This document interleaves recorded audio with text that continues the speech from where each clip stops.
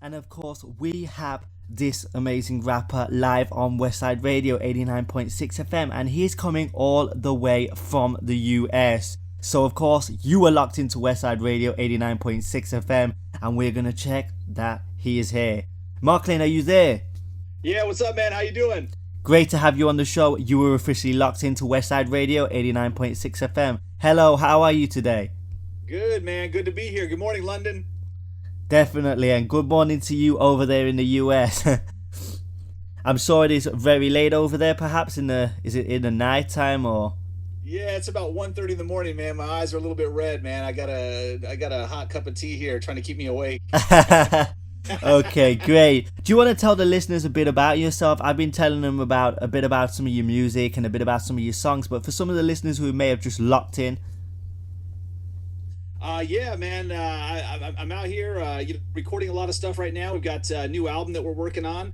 I've been doing this about 28 years. It's hard to believe. It's almost hard to say that, man. It's 3 decades now that we've been doing this, and we've just been tooling up and getting ready to perform around the U.S. and hopefully getting over there pretty soon. And I just got done doing a couple of TV gigs out here, and was doing a TV show called Icon News for a couple of years, and now I'm back in the music scene and ready to do it. Wow, sounds fantastic. So, how long have you been rapping really? Was that fully the time that it is, and when did you start? It was about 1985, man. Seems like a long time ago, man. It's hard to believe that it's been that long, but 1985, back when breakdancing was king. We were just getting our start, and now 3 decades later, we're still doing it. Wow, that's amazing to see that it's kind of spanned over generations then. Yeah, it's we've seen a lot of changes in this industry. Definitely. So, who were some of your influences back then? We when I first started, my big influence was Dougie Fresh and Slick Rick. And then we had Houdini and Boogie Down Productions and some of those groups. A little bit later on, Rakim played a big part of my career. Man, that was my idol when I was a kid. Paid in Full came out, and Follow the Leader album came out. Eric B and Rakim for President. That was groundbreaking material back then. In 85, 86, 87. LL Cool J came out with the Bad album, and that blew our minds as kids. We all wanted to be LL Cool J, man. He was the man. And then Dr. Dre, of course, came along right after that, and started. NWA came out with their first album, and for the rest is history. I mean, that was it for me. I mean, hip hop was my future after that. Definitely, and I think the span of Tupac afterwards and a lot of other rappers as well has really changed it. We're talking Tupac, B.I.G., P. Diddy, Bad Boy Records, especially for the hip hop and the rap genre. It really has. So, we spoke a bit briefly about it, but how has the industry changed since you started? Man, so much has changed. When I first started out, I was probably one of only 3 white rappers in the entire world that were out the record out. It was really a wide open field. Nobody was doing it. It was like it was just this rare commodity. You'd go out and perform, and all the clubs wanted you to perform. You were just a needle in a haystack, back then. Now you've got so many rap artists all over the world. Every city in every country's got some rapper somewhere doing something. The kids are doing it at the age of 8, 9, 10 years old, and they're good, man. I mean, these kids are amazing. They blow my mind, and there's so many softwares out there that they're using, making beats that are industry standard beats, and it's just become a whole new field. I mean, there's something out there for everybody now. It's really groundbreaking. Yeah, definitely. I have to agree with that. So, what are you working on right now? We got our album that we're working on right now. We've got about 35 or 40 songs that we've just cut in the last 3 or 4 months. We're really going at it hard, picking out the best 15 or 20 for the album. I just signed a contract with a record label called Out of the Box. It's a Sony sister company. We're excited about that, and we're looking forward to a lot of international distribution and seeing where we can take this and see what kind of noise we can make. Wow, that's very good. So with Sony Records, that is very, very impressive. So you also have a background in television and starred in ADHD TV for a couple of years. Which do you prefer, TV or music? I love both of them. When I was a kid, I remember just loving entertainment all the way around. I loved all aspects of entertainment, music, television. Music, of course, was my first love. I got into TV back in 1997, working at Fox Studios where they made Power Rangers, and got a little bit of inside look and decided I would go after that for a little while. I got into ADHD TV and starred in that for a couple of years and had a blast. I mean, I almost forgot about music for about 2 years, and people would ask me, are you still doing music? And I was like, man, I'm just having such a good time with TV. But when it was over, the urge was still inside of me, inside my soul. There was this emptiness. There was something that, was calling me back to do my music, and I just couldn't abandon it. I think that music is always going to be my first love. I don't think that, the TV can completely cover that. That love and that passion that I have for music. Yeah, it can't fill the gap, as they say. Yeah, definitely. It's really a lifetime love. Definitely, I agree. And I mean, I think a lot of artists, and especially in any genre, to be actually honest, of music nowadays, they are you got to be versatile, and they are doing both anyway. Most music artists are actually going to Hollywood now after they're a little bit popular, breaking into the film industry. I mean, we've seen it with Katy Perry. We've seen it with quite a few names. Absolutely. They lend their hand in hand. They really do lend themselves to each other really well. And getting into television really wasn't much of a stretch for me because I was already kind of a ham.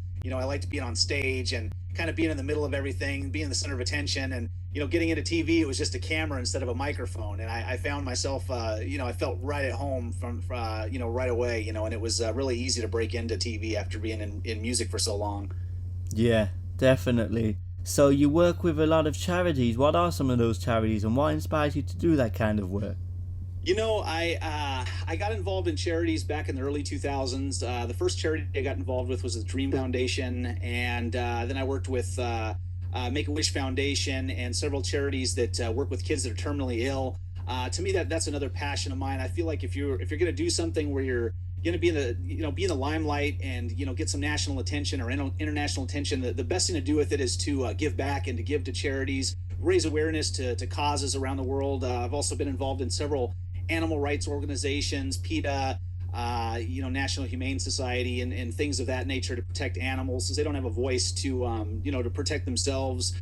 Right now, I sit on the board of two wonderful music organizations. One of them is Conscious Music Entertainment, founded by Nashville songwriter Malia McKinney. She's just wonderful, and we're fighting to keep clean and positive lyrics out there for kids that are underage. To make sure that they that they're hearing good stuff that's that's not corrupting their young minds.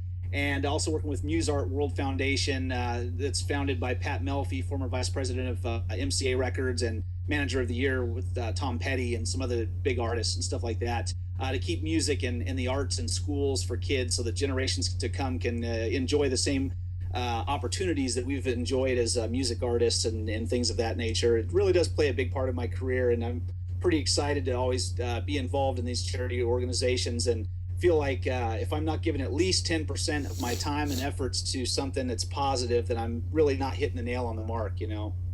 Definitely. I have to agree with that, and I think it's fantastic that you are doing charity work. So it's a good thing to do, and it can also help raise your profile as well. It's really, really good to hear that you are doing that. Absolutely. Thank you. So you're going to be playing here in the UK anytime soon? I hope so, man. I haven't had a chance to play in the UK yet. A lot of my friends have been touring around out there, and they come back and they tell me all their war stories, and I'm jealous, and I want to get out there. And I'm hoping that when this record is done and when we get out there and start performing, that the UK is one of the first places that we stop, because I would love to get out to London and rock the house, Definitely. Are you okay for time? Because we've got quite a few questions coming in on the studio phone here. Sure, absolutely. Okay, the first question, this one is from Jason in Ontario, Canada, a bit more towards your side of the world.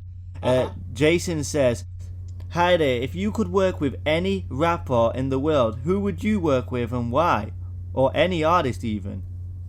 Oh man, there's so many that I wish I could work with. Of course, Dr. Dre is the first person that comes to mind. He's one of my heroes, my all-time heroes. Growing up as a kid, I grew up about 10 miles from Dr. Dre, where he lived at, and NWA was one of our hero groups. He's produced so many great artists: Eminem, 50 Cent, Tupac, Snoop Dogg. I would love to be one of those artists that gets a chance to cut at least one song with Dre. I love to perform with Katy Perry. When I was growing up, I lived in Santa Barbara. Katy Perry was right there in my neighborhood, and I almost worked with her one time when she was Katie Hudson, before she hit it big. And I would love to put something down on a track with Katy Perry. She's great. Definitely. Very interesting selection of choice. We've got another question here, and this one is from Shanice from Long Island, New York. I think over your sides again. And she says, I really love the fact that you've gone into TV and music. She says, it's something I'm thinking of doing as a singer who is trying to go on who's been touring the underground New York scene. And she says, I wondered, what advice could you give me to getting into films? Because I really want to do it, but I find it hard. Yeah, I encourage Shanice, to go for it. Get into television. Television is fun, man. It's a really fun medium. I think it's even funner than film. You're live. Some of the stuff is live to tape or live. The reaction is almost like being on stage. You film something, and then like the next day you're getting people's reaction. Getting into it can be a little bit tricky. I came up in the LA scene, which is a little bit different than the New York scene. But I know that New York does have a big TV scene. And it's really a big payback. Getting into television is one of the most wonderful things that I did as an artist, and it really broadened my spectrum and my perspective on the industry as a whole. Yeah, definitely. I mean, and I think New York's a big market, Shanice, as you said, and I think obviously if you want to get out there, the internet is one of the best ways you can do it. And the key thing I will say to you is network. Networking is your key thing, especially in the music and video industry. We've had a lot of big artists on the show here. We've had Jay-Z, Britney Spears, to name a few. And one of the key things they've told me as a presenter is, both off the air and on the air, is the key to becoming more successful is networking. Nowadays it's not what you do, it's who you know. You're absolutely right. And networking is everything. If you meet 3 people every single day, those 3 people know 100 other people, and each time you meet those 3 people, you're putting another 100 people in your repertoire, and it's all about relationships. Just lots and lots and lots of relationships. Most definitely. We've got quite too many texts to actually even, I think, read out on air, so we're gonna have to briefly go through these, guys. Apologies to the listeners here, but 128 messages, we aren't going to be able to ask you all of these questions. So we've got one more, and this one is from Ali here in London. And Ali says, I really wanted to know that as an artist who's writing myself and rapping, how easy would you say it is to get a record deal? And would you think about working with even an unsigned artist like myself? It's a different industry than it used to be when I was a kid growing up. You used to, get the record company that would come along and pay your way for everything. And nowadays what I'm finding is that they're doing that a lot less because there's so many artists that are out there. But at the same time, there's a lot of small labels out there that are small sister companies of, Sony and several of the other large labels, Universal. And they're out there looking for young artists that have talent, that are willing to go the extra mile. They'll get you distribution deals in different countries and territories where you can start off a little bit easier. Working with unsigned artists is the name of the game. I've been an indie artist for a long time, and a lot of the artists that I work with are still indie artists. And it's just a matter of finding your right fit, finding that label that's gonna give you what you need. And you might have to outsource a little bit, find some management, find some funding from some other sources to kind of balance out the effort. Since some of the labels aren't giving some of those funding sources like they used to. Well, I have to definitely agree with that. Some fantastic advice there. We're going with one last question, because the phone is just going mad over here. I think the problem we have is, especially with your genre of music, it's so popular that we have so many questions from so many listeners. It's really hard to get through them all. But we apologize, and of course, we're going to let you also give your website link so you can personally ask you any questions yourself if you want to let the listeners do that, it is, of course. Sure. So the last question we've got is, of course, from Lucy here. She's from Northbridge, which is a little bit to the north of the UK. And she says, I just wondered, are you working on an album or anything that can be bought on iTunes? Because I'd really be interested in listening to your music some more and purchasing it. Yeah, there's a few singles that are available on iTunes. If you just go to iTunes and put in Marklin, Marklin, there's 4 singles that are up there right now, and the album probably won't be out for about maybe 6 more months or so.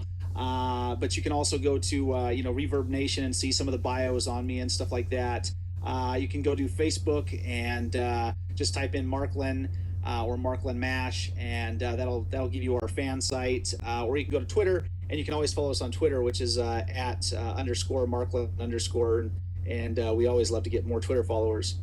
Definitely. Well, thank you so much for coming on to the show, Marklin. It has been an honor. Thank you so much for having me, man. It's really been a pleasure. No problem at all. It's been an honor speaking to you. And of course, we are locked into Westside Radio 89.6 FM. Now, next up.